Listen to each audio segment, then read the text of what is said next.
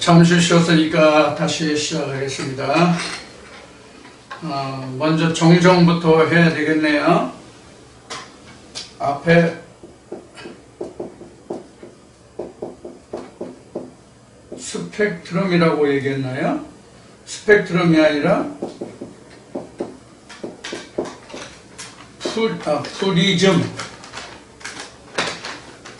프리즘이라고 해야 맞을 것 같네요. 앞 시간에 스펙트럼이라고 얘기했는데 스펙트럼이 아니라 프리즘. 지금 사진을 한번 좀 찾아보겠습니다. 갑자기 생각이 났어요. 스펙트럼이 아니라 프리즘이라는 생각이 갑자기 나가지고 정정해 드리려고 하는데, 그래 프리즘을 좀 찾아서 설명을 드리도록 하겠습니다.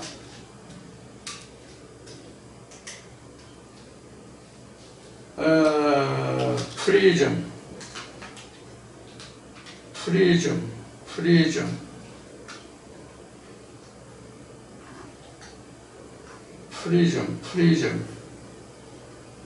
나무위키를 볼까요? 뭐 설명이 이렇게 길어. 각기둥을 뜻하는 단어. 프리즘이란 유리와 같은 물질을 정밀한 각도와 평면으로 절단하여 만든 투영체이다. 주로 빛을 분산시키는 데 쓰이기 때문에 무지개를 만드는 데 유용하다. 여기까지만 말씀드리겠습니다.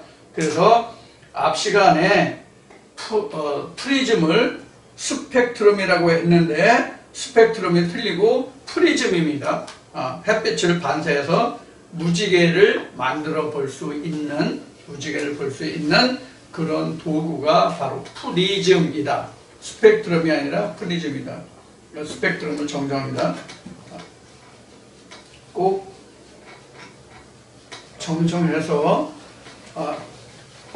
여러분들이 들어주시길 바랍니다. 아니면 옛날에 나온 얘기가 이제 나는 바람풍 해도 너는 바람풍 해라, 이런 말같이 제가 스펙트럼이라고 했을지라도 여러분들이 프리즘이라고 이해했으면 가장 좋겠죠.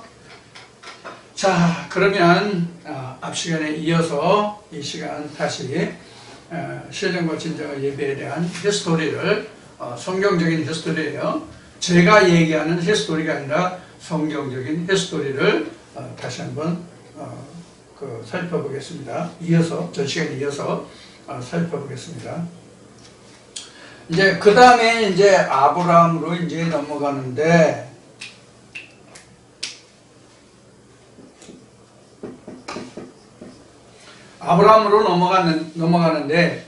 아브라함은 사실 우리 성경 역사에서 우여곡절이 참 많은 사람 중에 하나가 아브라함이에요. 자, 이 시간 좀 이것도 6시간째니까 고치고 이거 지우고 지금 아브라함의 아들 번째로 바로 넘어가겠습니다. 6번째 시간. 자, 앞 시간에 이어서 아브라함의 아들 번째, 여기서부터 말씀을 나눠보도록 하겠습니다. 방금 말씀드린 것 같이 아브라함은 참 우여곡절이 많은 사람이에요. 아브라함의 고향은 갈대아 사람으로서 그 우상을 섬기는 자기 아버지 밑에서 또 우상의 시대에 살고 있었던 그런 사람들입니다. 그런 사람들 중에 택함을 받아서 가나안 땅까지 이르는, 하나님의 음성을 쫓아서 이렇게 이르는 사람입니다. 우리 아브라함이 가나안 땅까지 이를 때의 개황, 대체적인 설명을 보면은 하나님이 아브라함 때에 내 아비 친척 본토를 떠나서 너는 내가 지시할 땅으로 가라. 이 한 음성만 듣고 아브라함은 자기 아비 본토 친척 집을 떠나서 지금 가나안 땅에 이르게 되죠. 여기서 우리가 중요한 것이 뭐냐면 하나님의 음성이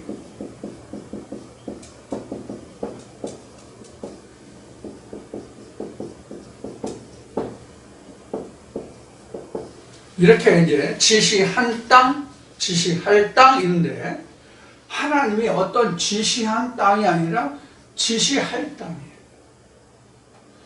지금 지시한 땅은 이미 지정된 장소가 있잖아요.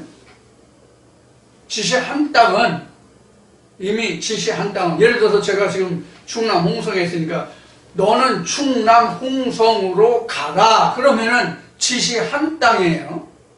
지시한 땅인데 그냥 그런 거 없이 그냥 너는 그냥 떠나라 이러면 뭐예요?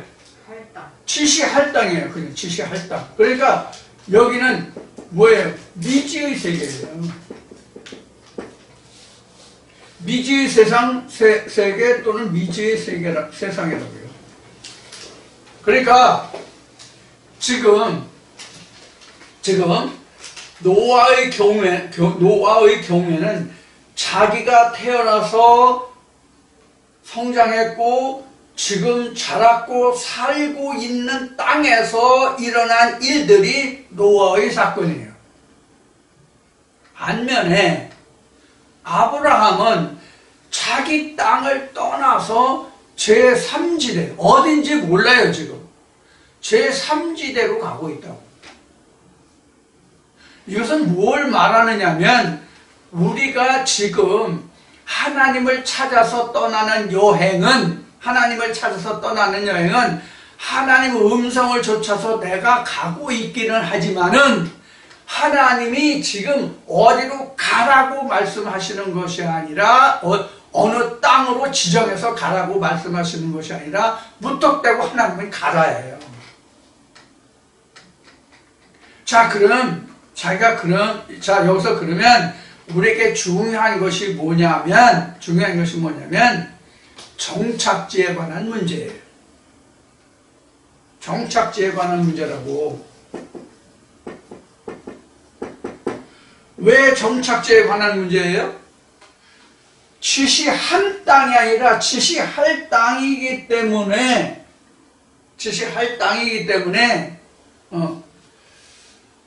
하나님이 어느 장소를 정해준 것이 아니라 내가 정해야 된다는 그런 문제가 여기는 같이 함유되어 있는 거예요. 이 뜻 안에는.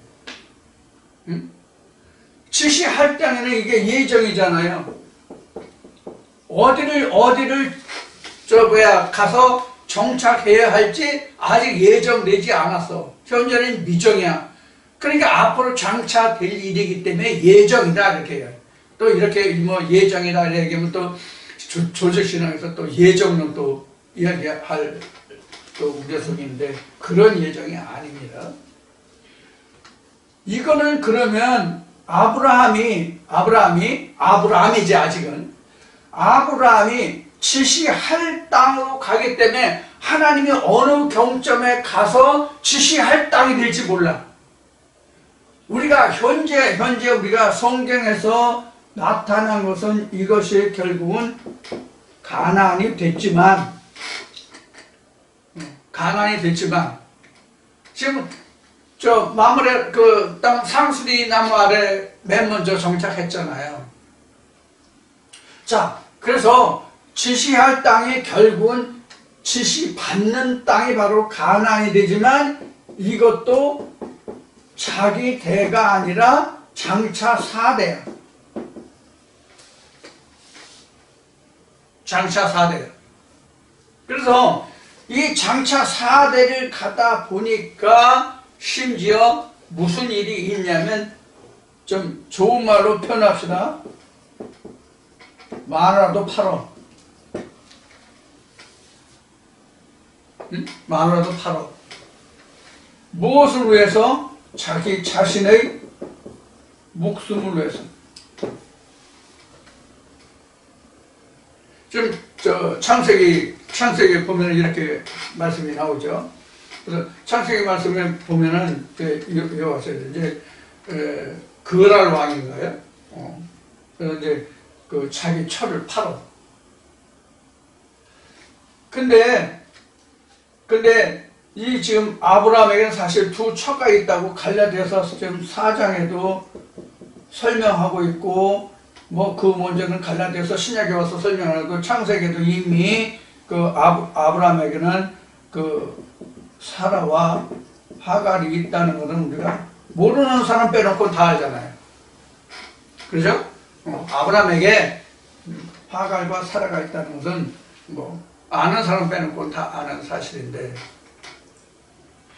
근데 문제는 마누라도 팔아먹은 그런 아브라함인데 아브라함이 이상하게 마누라를 팔아먹었는데 본처를 팔아먹고 후처는 안 팔아먹었어. 후처는 한 번도 팔아먹은 적이 없어. 후처는 내가 쫓은 적이 있죠. 내가 쫓으라고 하나님이 내가 쫓으라니까 아브라함의 의지는 아니죠. 자, 그래서 아브라함이 사라를 그랄 왕에게 갖다 바쳐. 자기 목숨을 저기서. 야, 그 여자 같이 있는 여자 누구냐? 예, 제 누이입니다. 그러니까 서로 다닐 때 서로 약조하기를, 그때 당시는 오늘날 같이 뭐 치안이 좋지 않았던 것 같아요. 성경을 바탕으로 해서 유추해 보면. 그러니까 이제 사람들이 서로 이제 목숨의 위태로우면 서로 우리는 부부라고 하지 말고 누이라고 하자. 이렇게 이제 약조를 했던 것 같아요. 성경에 기록된 그 기록만으로 보면. 그래서 이제 그 설명이 쭉 나오죠. 결국 이제 그 왕이 그 사라를 취하려니까 하나님이 현몽해가지고 그 여자는 취하지 마라. 그 여자를 보면 네 가족 모척에서 전부 다 죽는다. 이런 이제 현몽을 받게 되죠. 그래서 이제 취하진 않아요. 그래서 다시 그 다음날 그럴 왕이 그 현몽한 내용을 자기 집안의 중자들한테 다 이야기하고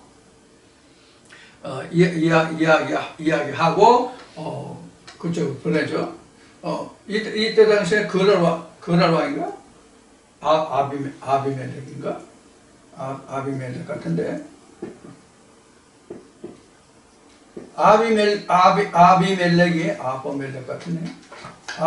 아비멜렉이 사라를 취하지 않고, 다시 꿈에서 현몽한 그 내용을 자기 집 종자들한테 얘기하고, 각종 예물과 함께 사라를 다시 돌려보내면서 아브라함에게 그러죠. 네가 어떤 의도로 나한테 이렇게 했느냐 했을 때에, 실제로 내 처이긴 하지만, 사라가 내 처이긴 하지만 이복 누이기 때문에 사실 내 동생이다. 이렇게 얘기했다. 이런 이제 그 이야기를 아브라함이 하게 되죠. 그래서 이제 서로 이제 모든 것이 원만히 해결돼요. 결국 이렇게 해서 이제 아비멜렉의 집안에 그 하나님의 탈을 끊는 이제 그런 결과를 가져오죠. 바로인데요? 네? 바로. 네? 바로 아니고요. 자, 그래서 이 아비멜렉 왕에게 저기서 이게 좀 창세기 20장에 나오는 얘기예요. 이건 창세기 20장. 창세기 20장의 스토리예요. 자, 이런데 여기에서 우리가 어디에서 나왔던 시간에 사실 이것뿐만 아니라 그 이삭도 이러한 일이 있었죠. 아브라함만 있던 게 아니라 이삭도 이런 비슷한 일이 있었어요. 자, 그래서 부자지간에 이제 그런 일이 벌어지는데, 자, 그러면 여기서 아브라함이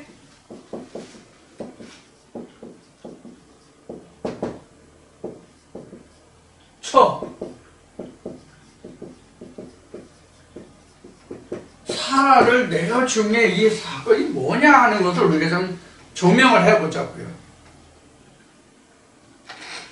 우리가 실제 그 아브라함에게 있어서는 사라가 우리 같이 이런 육신을 가진 부부지간의 그 사라잖아요. 부부지간의 사라예요. 그런데 성경에서는 지금 아브라함이 지금 그 거느리고 있는 사라와 하갈과의 관계를 성경은 우리 육신의 예대로 아브라함에게 두 처가 있었다는 것을 설명하고자 함이 아니라 아브라함이 사라와 하갈이라는 두 처를 통해서 하나님이 우리 인간에게 있어서 어떤 것을 우리에게 말하느냐 하는 것을, 어떤 것을 우리에게 교훈을 주고 어떤 것이 하나님이 우리에게 주시고자 하는 교훈이고 생명이냐 하는 것을 우리가 살펴봐야 되거든요. 그런 의미에서 보면은 아브라함의 두 처는 갈라디아서 4장에 기록한 두 언약이다. 이게 맞단 말이에요. 그러면 사라는, 하갈은 보면은 사라는 본처잖아요. 사라는 본처잖아요. 그리고 하갈은 애굽 여인 이렇게 나왔단 말이에요. 그럼 애굽은 뭐예요? 성경에서 애굽이 뭐냐고요? 성경에서 말하는 애굽은 세상을 뜻하는 거란 말이에요. 그러니까 아브라함에게 사라와 하갈이 있다고 하는 것은 실제 아브라함은 두 마누라를 거느리고 사는 그런 가장이었다 하는 이야기지만 이것은 우리에게 무엇을 말하면 두 언약이 있었다는 얘기예요. 우리가 오늘날 현 시대로 말하면 세상적으로 알고 있는 신학적인 하나님의 언약도 있고 하나님의 영생에 관한 언약도 있고 이런 뜻과 같단 말이에요.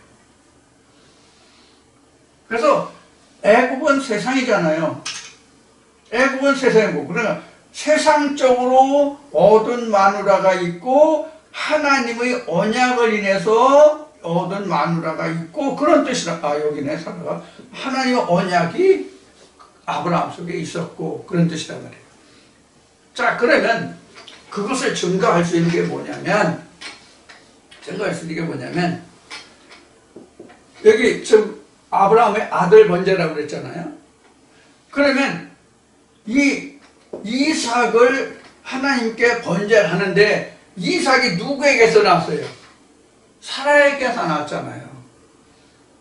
사라에게서 나왔어요. 이삭 아들 몇이나 뒀나 모르겠네. 10명인가? 20명인가? 많은가? 적은가 모르겠네. 몇 명이에요, 여러분?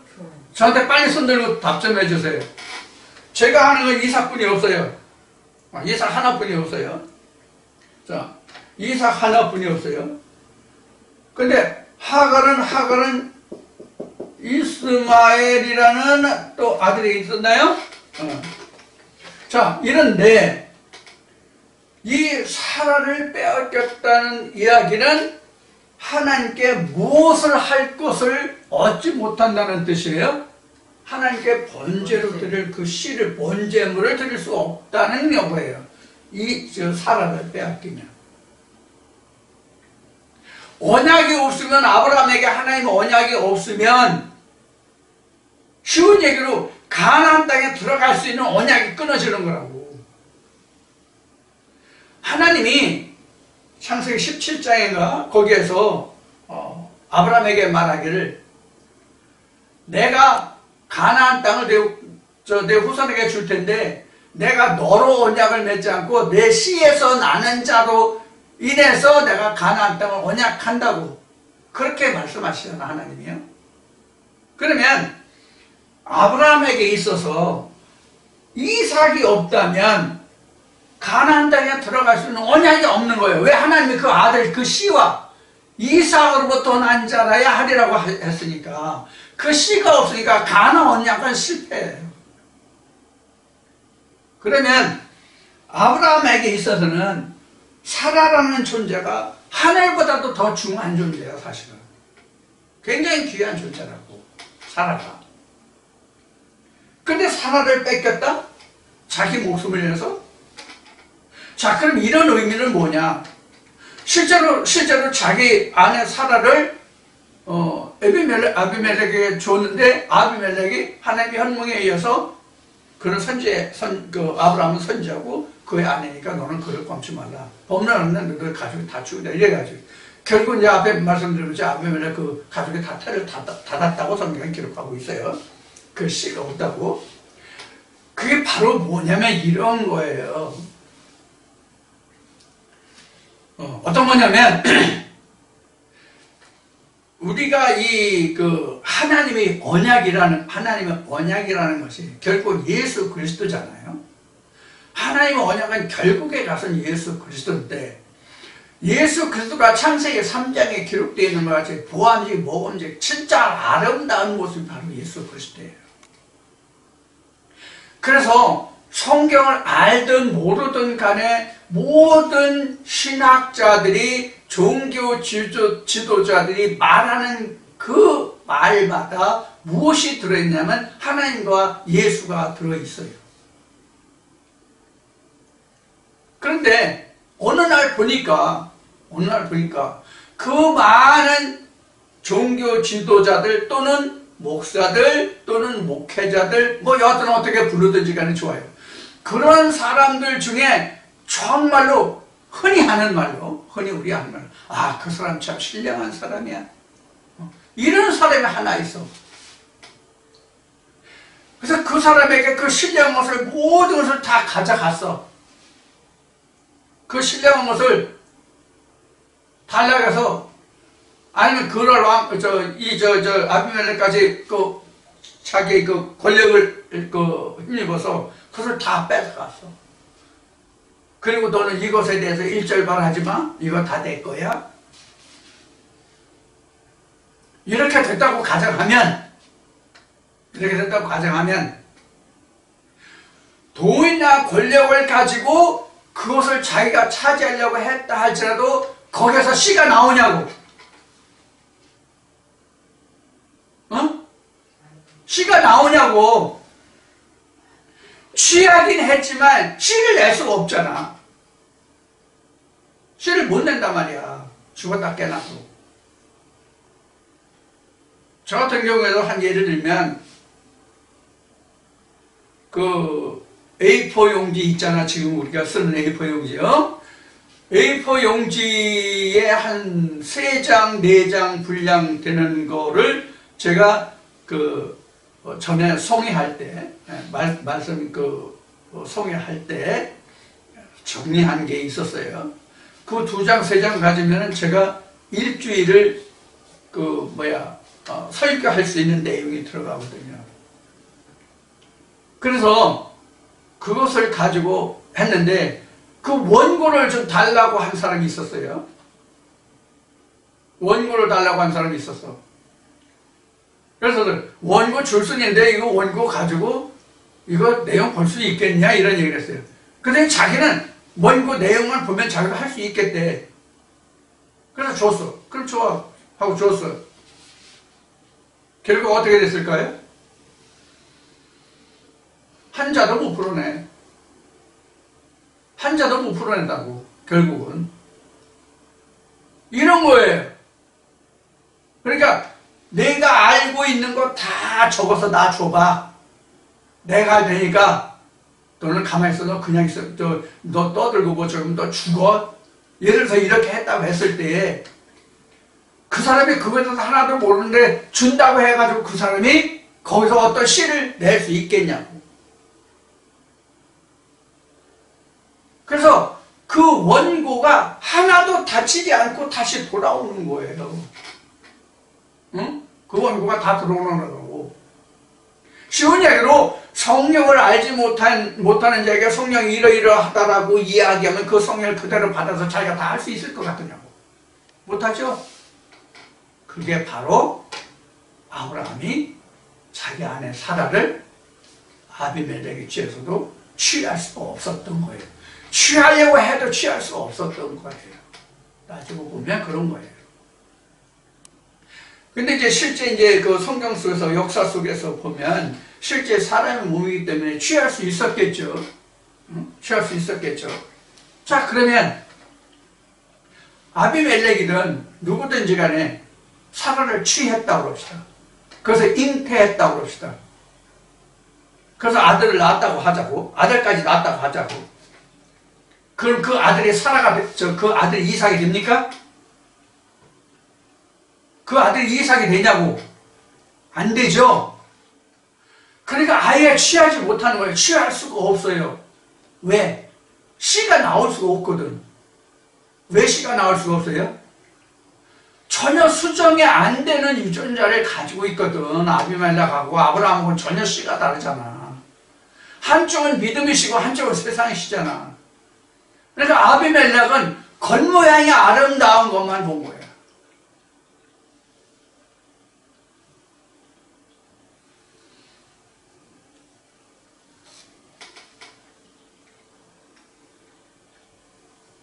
또 우리가 이 말씀을 이렇게 볼 수도 있어요.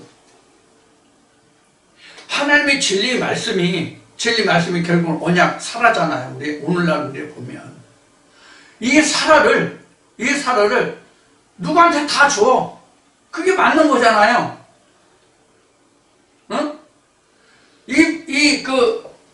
하나님의 순수한 생명의 씨를 키울 수 있는 언약, 생명의 씨인 언약을 누구한테 다 줘. 즉, 복음을 증거해. 그럼 그 사라를 취할 수 있는 남편 될 자가 과연 몇이나 돼? 네? 몇이나 되냐고요? 우리 복음서에 보면은 예수가 제자들을 복음을 증거하라고 밖에 내보내잖아요.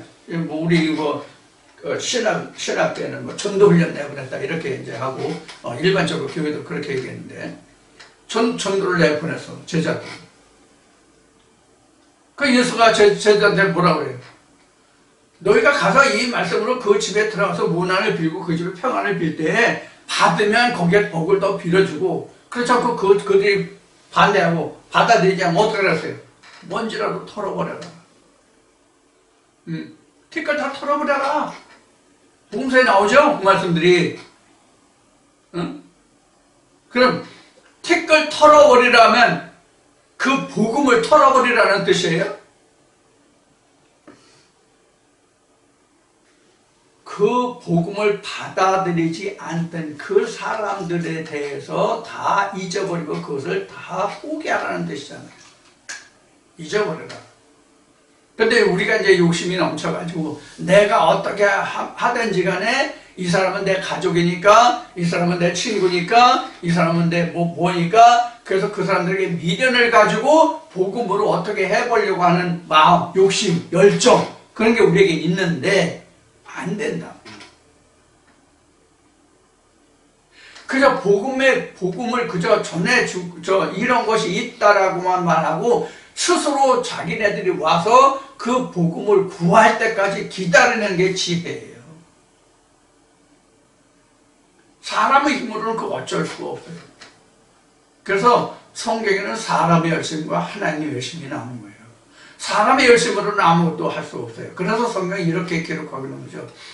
모든 경영하고자 함이, 그 뜻을 세우고 경영하고자 함이 인간에게 있을지라도 그 일을 성취하시는 이는 하나님이시라. 이렇게 되어 있는 거예요. 그러니까 하나님의 복음은 내가 하려고 할 게 아니에요. 성령에 맡기는 거예요. 말씀이 말씀을 역사하도록 해야 되는 거예요. 오히려 여러분들이 주변 사람들에 대해서 복음을 증거하고 싶으면 궁금증을 유발할 수 있는 모티브를 제공해줘요. 모티브만. 원인만 제공해주라고.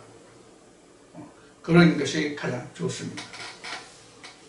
그래서 지금 말씀드린 마치 이제 먼지라도 털어버려라. 근데 먼지라도 터는 것은 지금 그 아브라함의 처 사라를 통해서 보면은 그 먼지를 누가 털어줬어요? 사실은 하나님이 다 털어주셨어요. 하나님이 다 털어주셨다. 아비멜렉에 대한 그 모든 것을 다 하나님이 다 털어주셨잖아요. 아브라함은 그로 인해서 내가 생명의 어떤 조회를 받을까봐 아내를 줬지만, 결국은 하나님이 사라를 한치 머리털 하나도 건드림을 받지 않고 온전함으로 아브라함에게 돌아올 수도 있었고, 오히려 아비멜렉이 예물을 다 드려서 화해했죠. 그 취한 아브라함의 처를 취한 그 허물을 인해서 그 예물이 아브라함에게 온 것이거든요. 자, 이것을 조금 더 진전시켜서 말하면, 내 아들을 애굽에서 데려왔다는 말과 연관이 돼요. 계속 이것을 이어나가서 순리적으로 이것이 진행이 되면, 사실 우리도, 저나 여러분도 이 아브라함의 처 사라를 놓고 보면, 사라가 원래 내 거였어요? 사라가 내 아내냐고, 원래가. 즉 사라가 원래 내 언약이었냐고, 내게 사라가 있었냐고, 하나님 언약이 내게 있었냐고.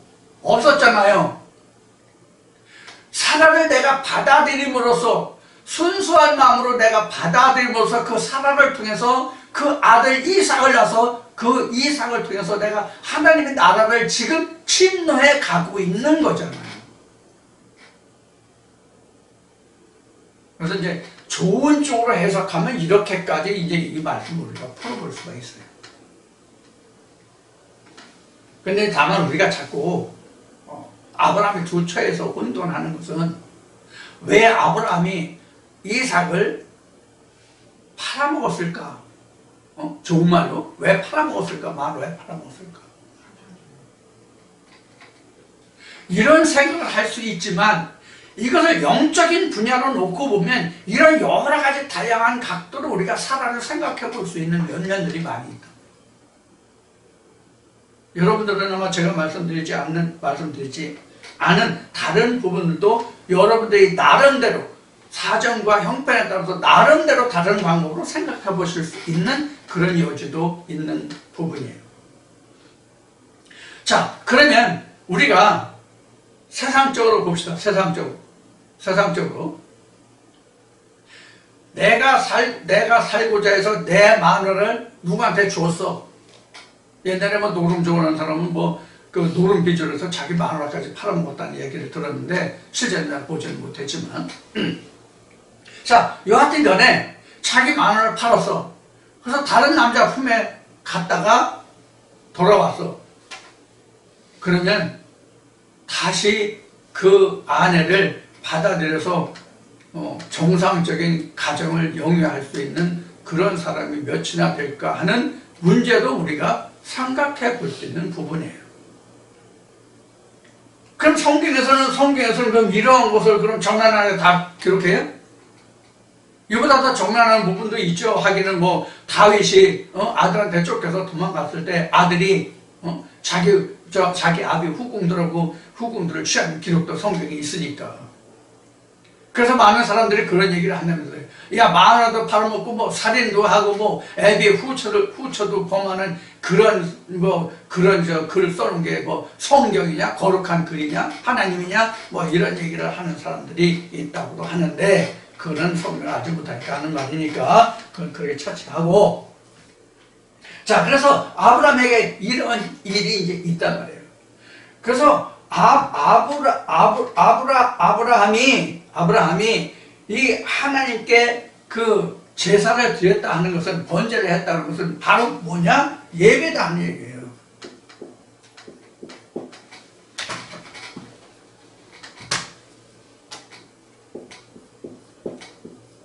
왜 예배예요?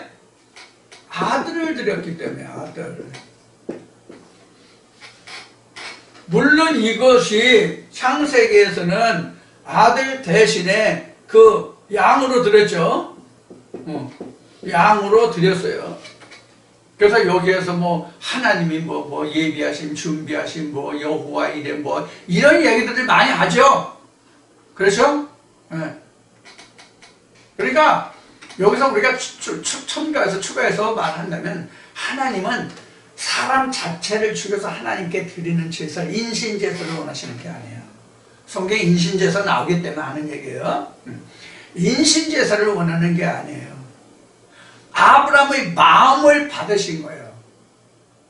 저가 마치 그 욥기서에서 하나님 앞에 뭐 그 천사도 있고 사단도 있고 그런데 사단한테 하나님이 그러시죠. 야 욥아, 저 사단한테 너 동방의 의인 너 욥을 보고 왔냐 사단아? 물론 보고 왔죠. 야 욥과 같이 그렇게 나를 잘 섬기는 자 어디 뭐 천지사방에 있겠냐 동서고금에. 그때 사단이 뭐라 그래요? 아이 참 하나님, 내가 비록 사단이지만 하나님이 나한테 그렇게 해주시면 나도 그렇게 할 수 있겠어요? 뭐 이런 식으로 대답하죠.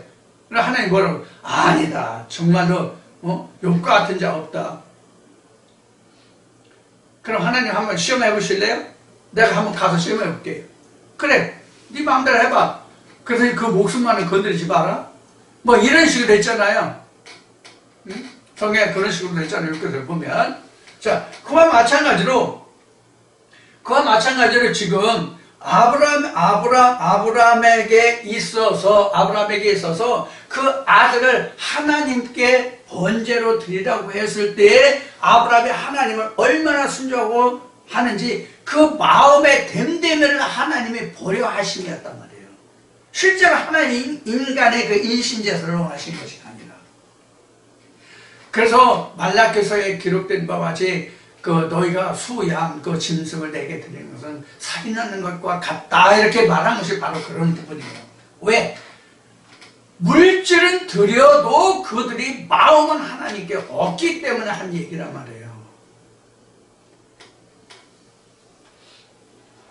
그런데 오늘날은 이런 그 아브라함의 그 이삭 번제를 가지고 뭐 하나님이 미리 예배했으니까 여러분들이 하나님 앞에 드릴 예배를 하나님 예배했으니까 하나님의 바쳐라 그럼 다 예배했으니까 이런 식으로 써먹으면 안 된단 말이에요.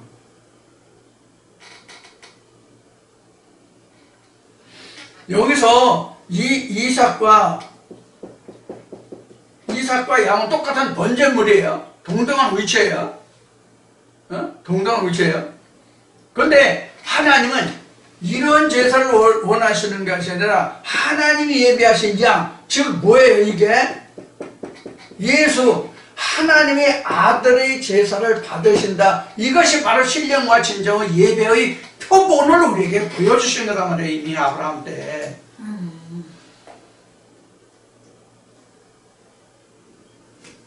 그런데 우리가 오늘날 교회 가는 사람들이 무엇으로 갑니까? 무엇으로 가냐고? 무엇으로 가냐고? 양은 양인데 무슨 양이냐면 세상에 물질의 양으로 가잖아. 물질의 양으로 돈 먹고 돈 먹기로 가잖아요. 여기서 여러분들에게 오늘 부탁 좀 드리겠네. 여러분들 헌금 좀 많이 해주세요. 지금 생활이 곤란한데.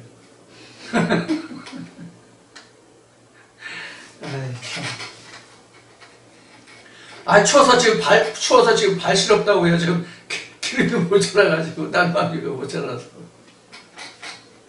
자, 지금 이런 식이라고 이게 이런 식이라고요.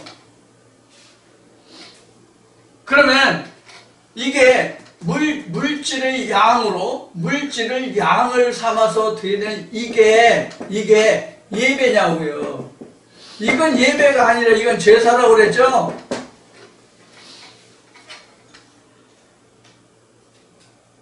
그래서 우리는 신령과 진정의 예배라고 하면 2000년 전 유대 땅에 예수 그리스도가 왔고 그가 죽고 무덤에 가고 부활하고 오순절을 통해서 우리에게 성령이 있기 때문에 성령을 주었기 때문에 오늘날 신령과 진정의 예배가 있다. 그 전에는 없었다. 이런 식이 아니란 말이에요. 이게 우리 중고사에 온고이지신이라는 말이 있잖아요.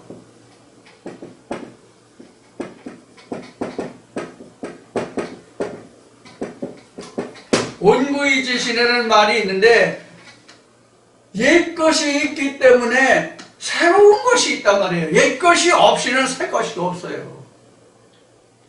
그래서 이 성경도 과거 창세 때에 없는 것은 지금 우리에게도 없어. 물론 이 창세가 성경에 기록한 창세와 내게 있어의 창세는 다르지만 자, 이런 것이란 말이에요. 성경도. 그래서 우리가 자꾸만 이 신령과 진정의 예배하면 신약에 있어서만 신령과 진정의 예배가 있다라고 생각하는 사람들이 내가 보기엔 99% 될 것 같은데 98%만 돼도 좋겠는데 99%는 엉뚱한 신령과 진정의 예배를 알고 있단 말이에요. 신학 박사들도 몰라. 신학 박사들도 신령과 진정의 예배가 그저 목사가 얘기한 대로 예물 잘 준비하고 옷 깨끗이 그날 갈아입고 넥타이 매고 좀 형편이 되면 집에서 샤워라도 하고 그리고 새 옷 갈아입고 정결한 몸과 마음으로 가면 그게 신령과 진정의 예배인 줄 알아. 그런데 뭐가 빠졌어요? 예수가 빠졌잖아. 성령이 빠졌잖아. 성령이 없는데 성령이 어디 있어? 성령이. 그런데 자기들은 다 성령과 함께 간다고 생각해. 자기 마음에 성령이 있다면 성령이 있는 거야. 오늘날 기독교계에서 가장 오해가 많은 것이 성령에 관한 이야기가 아닐까 싶어요. 이게 성령이 틀리 성령에 대해서 알지 못하니까 성령 전체가 꼬이는 거고. 자, 이와 같이 해서 신령과 진정의 예배가 이렇게 이루어진 거예요. 그러니까 신령과 진정의 예배가 이미 구약 때 있었다는 거예요.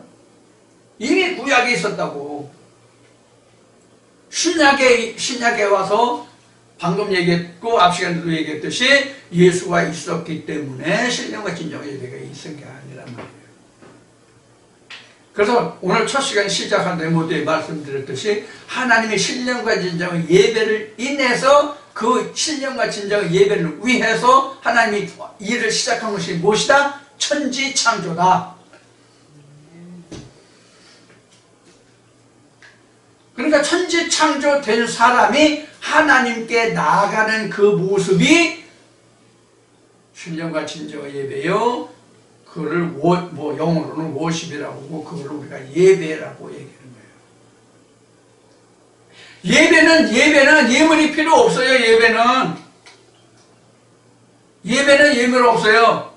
제가 방금 전에 여러분들 추운데 기름 없어요. 발 시려워요. 얘기지만 그 예물은 목사가 쓰는 거야. 목사가 받아서 쓰는 거야. 목사 상하라는데 하나님은 그 예물 안 받으신다고. 하나님이 받으시는 것은 오로지 자기 아들 예수만 받으신다고.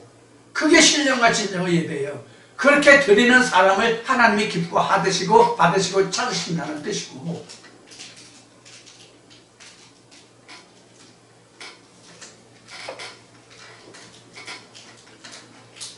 자, 그래서 우리는 하나님의 말씀을 한 말씀을 알아도 제대로 알아야 돼요. 우리가 하나님의 말씀을 한 말씀만 알면 하나님의 말씀을 그 말씀이 다시 번식한다니까. 바로의 씨는 번식을 안 해도 하나님의 말씀은 번식을 한다고. 죽은 것 같아도 언젠가는 그 말씀이 다시 살아 내게 돌아와서 나를 살리는 생명으로 예수 그리스도 앞으로 하나님 앞으로 인도하는 말씀이 된다. 그것이 내가 하나님 앞에 신령과 진정으로 나가는 모습이에요. 그래서 요한복음 4장 이제 본문으로 다시 들어가서 41절 41절 말씀에 보면은 사마리아 여인이 사마리아에 돌아가서 나에게 말한 자를 보라. 그가 그리스도가 아니냐 메시아가 아니냐 그가 내가 살아온 이 모든 과정을 다 말하고 마쳤다. 그래서 사마리아 여인이 사마리아 여인들이 사마리아 수가성 여인 말을 듣고 그 말을 믿었잖아요. 근데 예수가 사마리아 여인 뒤를 쫓아서 그 마을로 들어가서 사마리아 마을로 들어가서 그래서 사마리아 여인의 말을 인해서가 아니라 예수를 직접 만나고 예수로부터 직접 그 말을 들음으로 그 사마리아 여인이 믿었더라. 사마리아 여인의 말을 인해서가 아니라 예수를 인해서 사마리아 여인들이 마을의 여자들이 하나님을 더 믿었더라. 근데 여기서 우리가 살펴볼 수 있어. 뭘 살펴보냐?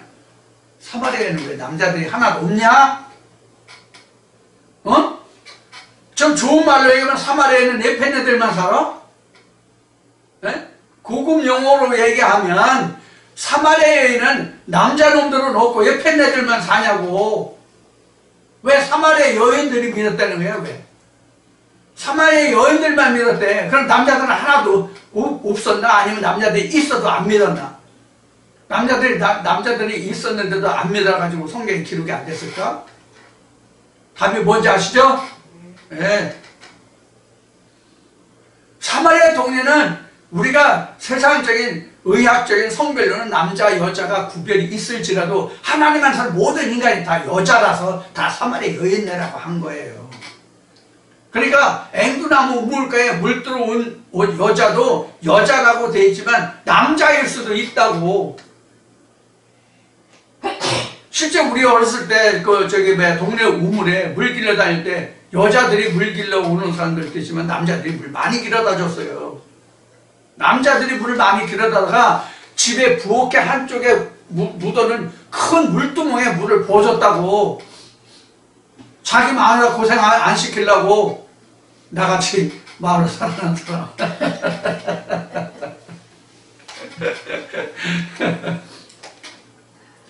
그래서 꼭 우물에 물 들어갔다고 하면 꼭 여인나만 생각하지 말라는 얘기예요. 남자가 물 들어갈 수도 있다니까, 세상은.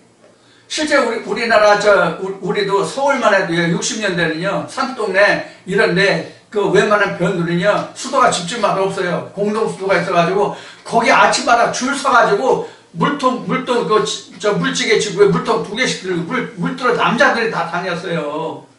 에? 아침에 여자들은 복해서 일하고요. 그러니까 꼭 여자가 물 들어왔다고만 생각하지 마세요. 예수의 아내된 여자들이에요. 네, 고린도후서 11장 2절 참조해 주시기 바랍니다. 그래서 사마리아 여인은 지금 어떤 뜻으로 여기서 우리가 이해하면 쉬우냐면은 그냥 풍문에 들었어요. 풍문에 들었어. 야, 하나님 말씀이 이렇대 저렇대 그렇대 이 사람 저 사람 이렇게 얘기하는 사람들 많잖아요. 이런 사람들이 여기서는 사마리아인의 역할이야. 근데 그 말씀에 이어서 예수가 드러나면 사마리아인 역할이 있어 없어? 그 다음에 사마리아 역할이 없지. 그러니까 여기서는 사마리아 여인을 인해서 믿는 것이 아니라 예수 그리스도인에 의해서 믿게 됐더라 이렇게 된 거예요. 우리도 마찬가지예요. 지금은 사마리아 여인도 지금 오늘 아브라함이 두 철을 얘기했으니까 사라도 오고 하갈도 오고 그런다고. 우리가 하나님 말씀을 증거받을 때 사라도 오고 하갈도 온다고. 그럼 사라를 제하고 사라를 제한단다 말 잘못했어요. 하갈을 제하고 사라를 취하면 그 뒤에 누가 오냐면 사라를 언약한 하나님이 오신다고. 예수 그리스도가 온다고. 사라가 낳아주는 아들 메시아 예수 그리스도가 온다고. 그러면 누구를 위해서 믿어요? 사라를 위해서 믿어요? 그 아들을 위해서 믿어요? 그 아들을 위해서 믿는다고. 너 이렇게 결혼해서 너 그 부부 생활하면 너 아들 낳는다? 이렇게 실제로 해보니까 되거든. 바로 그 얘기예요. 즉 말씀의 증거가 내게 있게 된다는 뜻으로 아들을 얘기한 거예요. 실제 우리 부부 생활에서 자녀를 낳는 그 과정을 이야기한 것이 아니라, 자, 그 과정이 지금 어디에 기록됐냐면 요한복음 4장 41절 42절에 기록된 거예요. 이제 그 다음에 43절로부터 이제 이틀이 지나면 예수께서 거기를 떠나서, 이틀을 어디에 위했어요? 사마리아 동네에 예수가 이틀을 유하고 거기를 떠나서 갈릴리로 가서 친히 증거하시기를 선지자가 고향에서는 높임을 받지 못한다 하시고 갈릴리에 이르심에 갈릴리인들이 그를 영접하니 이는 자기들로 명절에 갔다가 예수께서 명절 중 예루살렘에서 하신 모든 일을 보았습니다. 그러니까 고향에서는 선지자가 존경을 대우를 못 받는데 고향에서도 예수가 그렇게 존경을 받을 수 있었던 것은 예수가 예루살렘에서 명절 때 했던 그 모든 일들을 그들이 목도했기 때문에 바로 예수가 천대를 안 받고 예수를 영접했더라. 즉 그를 기뻐했더라. 이제 그런 이야기죠.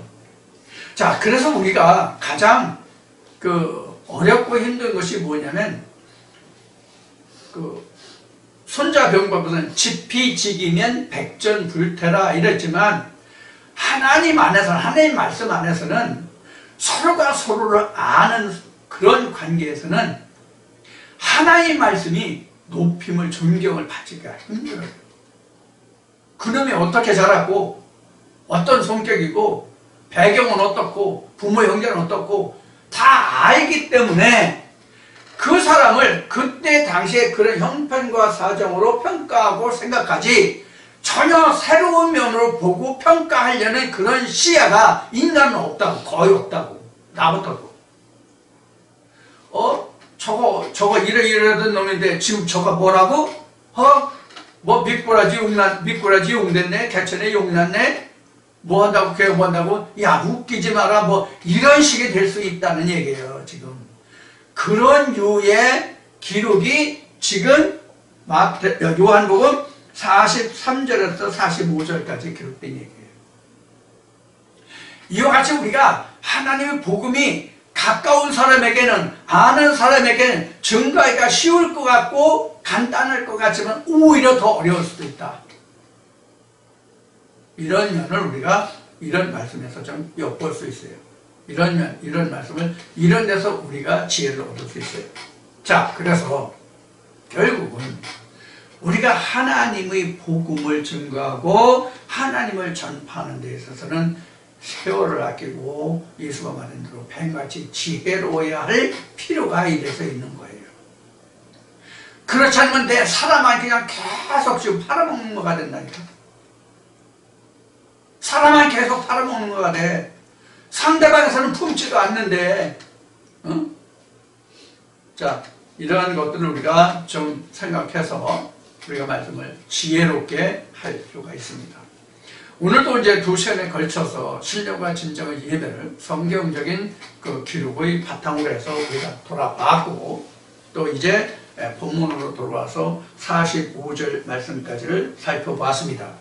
오늘 요한복음 4장을 욕심 같아서는 다 마치려고 했는데 성경의 기록된 신령과 진정의 예배의 히스토리를 조금 살펴보다 보니까 시간이 많이 걸려서 요한복음 5장을 다 끝나지 못했습니다. 그래서 요한복음 4장 나머지 부분과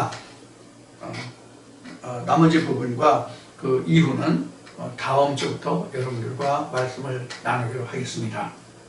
아직도 입춘도 지난데도 불구하고 날씨가 춥습니다. 어제 같은 경우에 여기는 보면 저녁까지 눈을 산발적으로 내리기로 했고 낮에도 지금 날씨가 쌀쌀합니다. 추운 날씨에 여러분들 건강 유념하시고 다음 주에 건강한 모습으로 다시 뵙기를 바라고 오늘 여기서 모두 마치겠습니다. 감사합니다.